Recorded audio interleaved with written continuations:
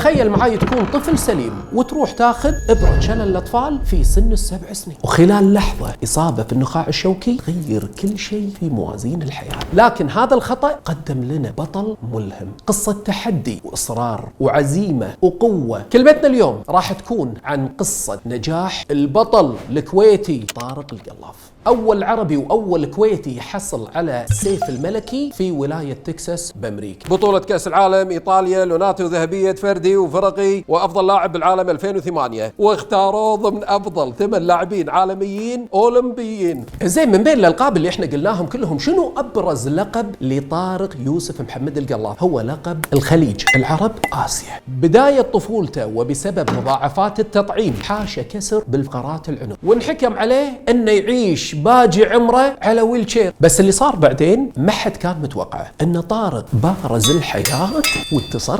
وهني كانت نقطة تحول بحياته، ان طارق بعد اصابته راح تعالج بلندن لمدة 3 سنوات. بس هناك في اثناء فترة علاجه بالخارج بلندن، شاف اصحاب الوالد قالوا له يبا ليش ما تاخذ ولدك يا ابو طارق وتوديه نادي المعاقين لما ترد الديرة. وهذا اللي صار، رجع طارق الديرة من بعد فترة العلاج وانضم لنادي المعاقين في سنة 1982. ومن هناك بلشت حياة طارق الاحترافية. شارك طارق بأكثر من 250 بطولة محلية ودولية، وكان طارق فنان متحدث لبق في المؤتمرات سواء كانت محلية أو خارجية، وأسس مبادرات لدعم ذوي الإعاقة بالرياضة.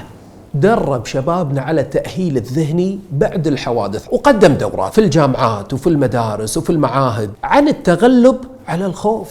ابو محمد، هلا ابوي، شلونك يبا؟ شو الاخبار؟ طيب ان شاء الله. انت ابو محمد، اول شيء تدري ايش كثر انا احبك ولا ما تدري؟ يعني انا لما اقول كلمه حق مستحيل اسوي هالبرنامج وطارق القلاف ما يكون احد ضيوفي في هالبرنامج. لا والله سعد مبارك يا حبيبي. ابو محمد، سؤالي طال عمرك، اذا ما كنت رياضي شنو كنت تتوقع تكون؟ طيار. الله.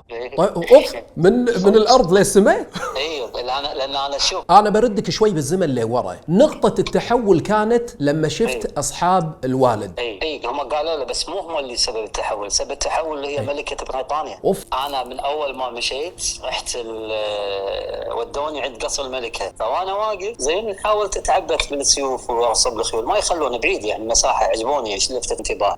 دخلت بعدين النادي بالكويت، استقبلني عبد الله بن الغانم، وهذا الشخص ونعم والله 60,000 نعم، من ارقى ومن افضل، بعد احترام الجميع، افضل الرياضيين بنادي المعاقين من يوم ما هو مسك النادي. جميل ونعم. وبعدها قال لي شوف النادي، شوف اللي تحتاجه، ايش اللي تبيه من لعبات، واحنا وياك ندعمك ونسويك بطل وكذا، يعني يشجعوني يعني. دخلت مكان اصوات ولا طالع ولا هذا شنو سيوف المبارزه. اي اطالع ولا تذكر نوف اللي صار معي عند قصر الملكه. والله كان اقول خلاص بدخل. كل الشكر والتقدير لك على هالمداخله الرائعه. الله يسلمك حبيبي، عساك سالم ان شاء الله. مع السلامه. مع السلامه. انت فخر الكويت، انت اسم كبير، كلنا نتعلم منك الكثير يا ابو محمد، وسامحنا على القصور.